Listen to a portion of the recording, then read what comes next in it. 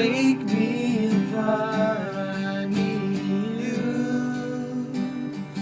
to pierce through the dark, break every part of me. 'Cause all I am, I surrender. Give me faith in just what you say, that you're good and your love is great. I'm broken inside, I give you my life.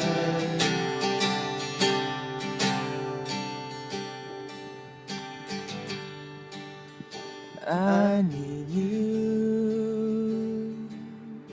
to soften my heart and break me apart. I need you to breathe through the dark and out of me. All I am, I surrender. Give me faith, trust what you say, that you're good and your love is great.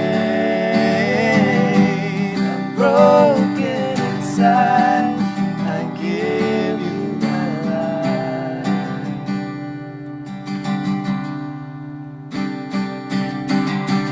I may be weak, your spirit is strong in me. My flesh may fail, my God, you never will. I may be weak, my spirit is strong in me. My flesh may fail, my God, you never will. Give me faith to trust when you say, then you're good and your love is great. I'm broken inside, I give you my life.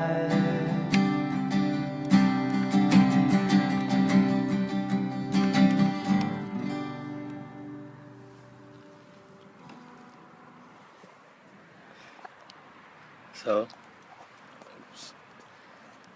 it's our first Friday night away from home And in a different country, in a different country. in Berlin. Really cold weather. It is. As As you you can can tell see, by my scarf. he's wearing a scarf. You can't really Thank tell. you, Allie. Oh, Allie, yeah. I left. Yeah, mine's in the room, but I will wear it definitely. And Anyways, so we're in our room right now. And well, actually, we were in our room last night, and nobody came in. Woke up at like 3:40. There was 2 females in the room because that's where they sleep, because this is a co-ed hostel. But that was a surprise, by the way. yeah, we didn't sign up for that. Anyways, I woke up at 3:40. Nobody's there. 6 o'clock this morning, 4 guys roll in with, wine bottles smelling like alcohol, that kind of stuff. But they were nice enough to be quiet. Went to bed. Anyways, we're in our room right now. Met the guys for the first time, and While Jeremy was taking a nap for I like was. the 20,000th time. jet lag. That's bad. Anyways, they come in, we say hi, what's up, we start trying to talk to them, seeing what they're up to. Obviously, we know that they've been out partying and everything. And So hotel back there. that's where they are right now, sleeping before they go out for the night. They're from Holland, and they asked why we were here, and we told them that we're going to teach English, and in Poland. They kind of laughed at that. But they told us that they're basically here just to party. They came in drinking tonight, going out to some big club tonight.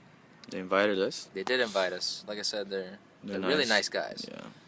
Just different background, different lifestyle, which brought something else to our attention.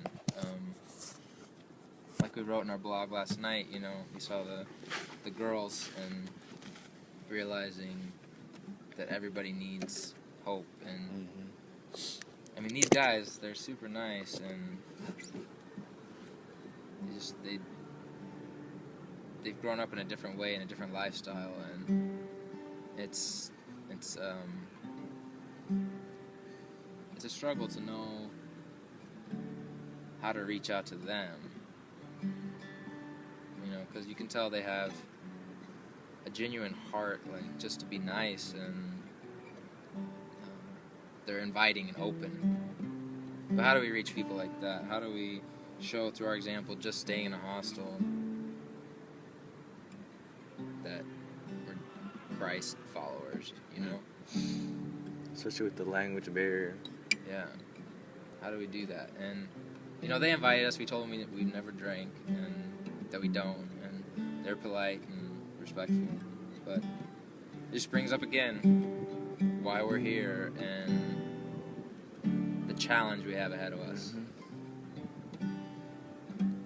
So what do we do? How do we reach these people? How do we show them?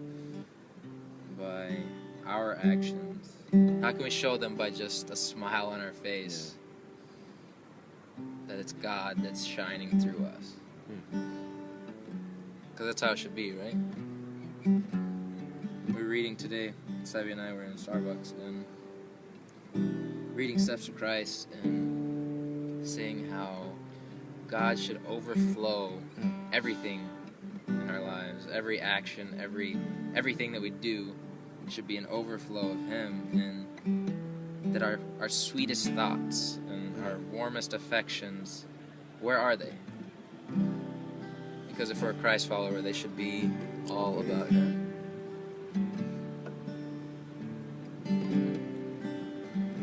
It's crazy how when you actually sit down and think and take the time, we don't have phones unless we have Wi-Fi, Starbucks or something. We've had a lot more time to think and talk, and it's something that we've realized a lot in just 2 days.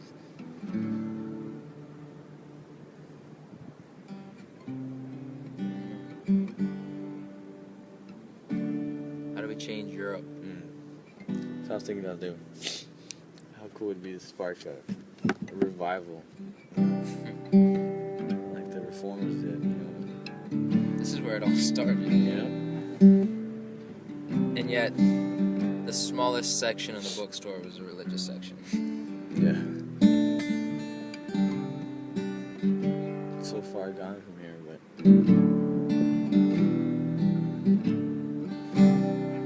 So I guess we need your prayers, we need our prayers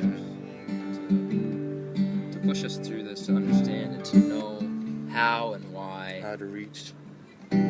how to make these connections. I guess it's easy for us because we've grown up Adventist, we grew up Christian, we grew up hearing about God, but these people, who knows, some of them maybe grew up in Christian homes, others,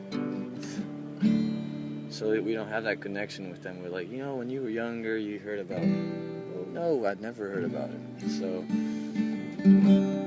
besides the obvious language barrier, which is huge as it is, I guess that's what the song was about, for God giving us faith, and like Jeremy was saying, breaking us so that He can be seen, and hopefully then we can leave a mark on these people by our actions, even though they don't understand what we're saying or what we're doing. Maybe our actions will spark something, a curiosity maybe.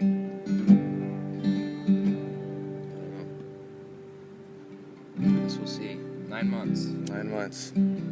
And eventually, one day, we'll be able to see the fruits of everything that we've done. And I'd love to say that we sowed a seed with these guys somehow. I don't know how many more nights we have with them, but I pray that we can reach out out somehow. So what about those people that can't and don't have the opportunity to go out like we do? I dare say it's probably the same way in our big cities in the United States. We're just sheltered. We're sheltered in Collegedale and Keene and Berrien Springs, Walla Walla, Loma Linda.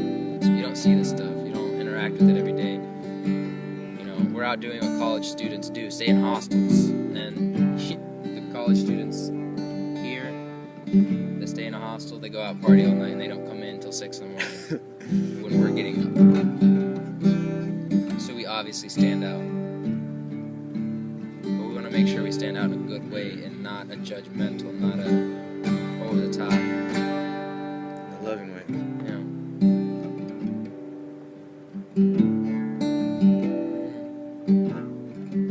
Friday night thoughts. Friday night thoughts.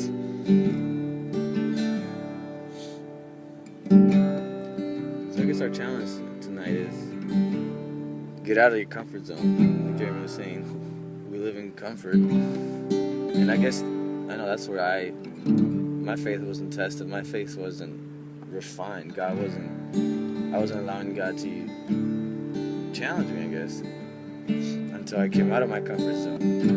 You know, 1,000 miles away, here I am, scared and nervous, but I guess it's when you're alone that your eyes are open and you see that God has been there the whole time, but, you know, it takes those times to realize. So true. And, you know, a lot of us have been at camp, and we understand what a camp experience is. Subby and I were talking about that today, and how that's where our family is. The friends that we've made at camp, that's our family. And really, we should be making friendships like that throughout our lives, having a camp experience every day, however we can. I mean, we're about to have a 10-month camp experience along with 80 other missionaries.